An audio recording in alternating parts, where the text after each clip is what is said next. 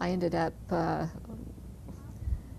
doing a lot of reading that I hadn't expected to do, but I like it. I mean, it's great fun for me. So, well, you really do like bringing in the British history as well. And as I am absolutely fascinated by oral history, and I got to read so many wonderful accounts about the evacuation of the children, and also about Docklands and about living in London during the Blitz, which was just absolutely amazing.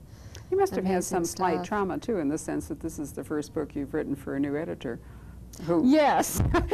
who's going to be different than the editor you were used to. And I'm sure that, you know, there's some performance anxiety There that comes. was considerable performance anxiety there, and it was a difficult book, and I had to do the most rewriting on this book that I've ever done. It comes, so, but I think it was certainly worthwhile.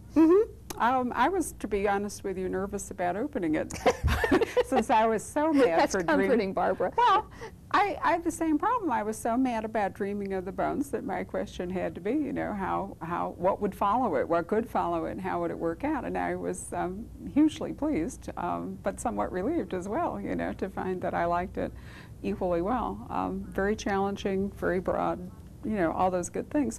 There are a couple things there that I would mention quickly before we run out of time that I remember we've talked about before. One of which is that you mentioned an early interest in poetry, and in Dreaming of the Bones, you actually tackled writing stuff of your very own. Talk about performance anxiety. That was one of the things when I came up with the idea for this book, that I realized if I made things work the way I wanted them to, I would have to write at least passable poetry, because I couldn't use anyone else's. And so far, nobody's crucified me. I'm still waiting.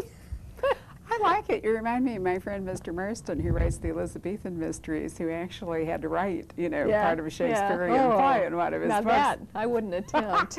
I thought it was really gutsy of him, but he enjoyed the challenge. The other thing that we haven't really talked about is that you have introduced a secondary lead character. Well, she's not secondary now, but anyway, a second lead character in the sense of a police partner who also turns into... How can we go through an hour and not talk about Gemma? We haven't.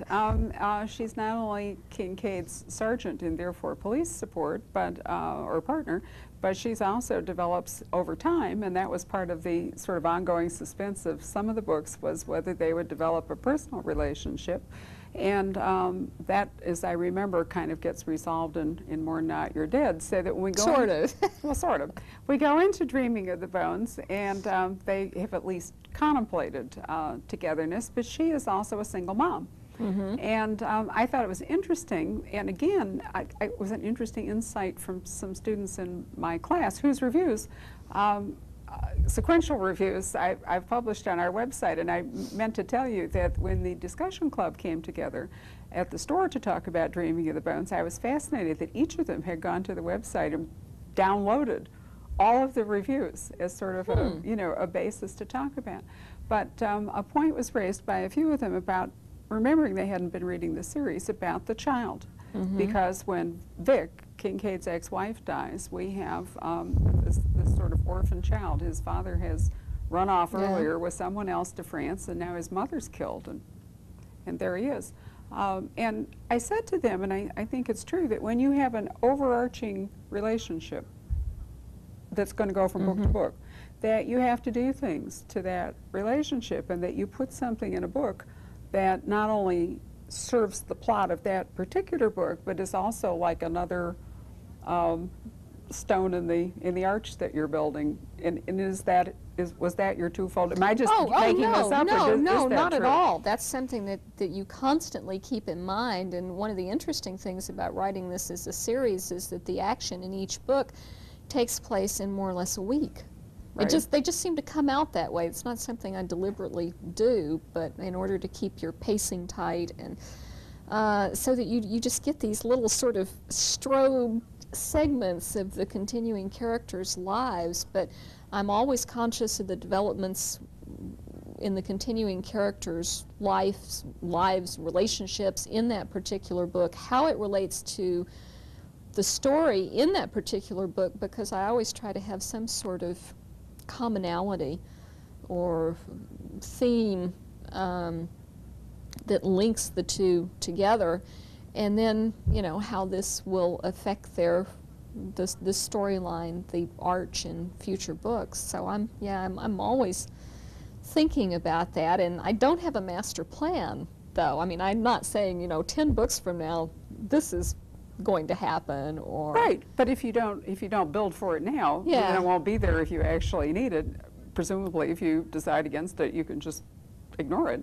But I think that's fascinating. It also reminded me, because as a bookseller, I do try very hard to encourage people when they find a new author to read the books in the order that the author wrote them, because, you know, then the arch kind of gets built for them. That someone coming in the middle, or someone not experienced in reading mystery or something, is going to have different reactions. Well, and that's one of the difficulties of writing series novels, and it's something I'm always very much aware of, is you want to write, you don't want to reiterate too much for people who have read the series from the beginning, because you don't want to bore them, but if you don't give a little bit of background information in each book, the people who just come into the series at that book will be totally lost.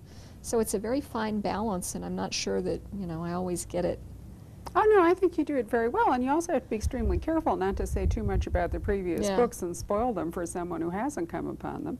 And speaking of that, could we go the other way for just a second to end up and you could give us a quick preview of the one you are now you're now writing, she says eagerly, hoping there is in fact another book coming. Oh, I have actually about 5 pages done. Awesome. Where is this one going? Because you have moved each of your books to a new locale, as we earlier said. This one is set in Glastonbury, which is a very bizarre and interesting place, and it has to do with something that I read about, a good 20 years ago. Actually, I think I went to Glastonbury the first time I ever went to England, and was fascinated with the place and with the Abbey, and subsequently read some of the history of the Abbey and the excavation of the Abbey. That I have been interested in ever since, and I also get to pull in some of my Arthurian stuff that I did in grad school. So. Oh, wonderful! That sounds really exciting. It's going to be a fun book, I think. Well, your books always are. They're wonderful entertainment, as well as, I think, challenging to readers and an education in British history. It's always an education to talk to you. I wish we didn't have to quit. But thank you. It's been fun. It has been. Thank you. And quick. Yeah, and quick. Thank you so much. And I thank all of you for joining us on another episode in our criminal calendar. And I hope that you will be able to come back and do another one with us sometime when we get to the Glastonbury.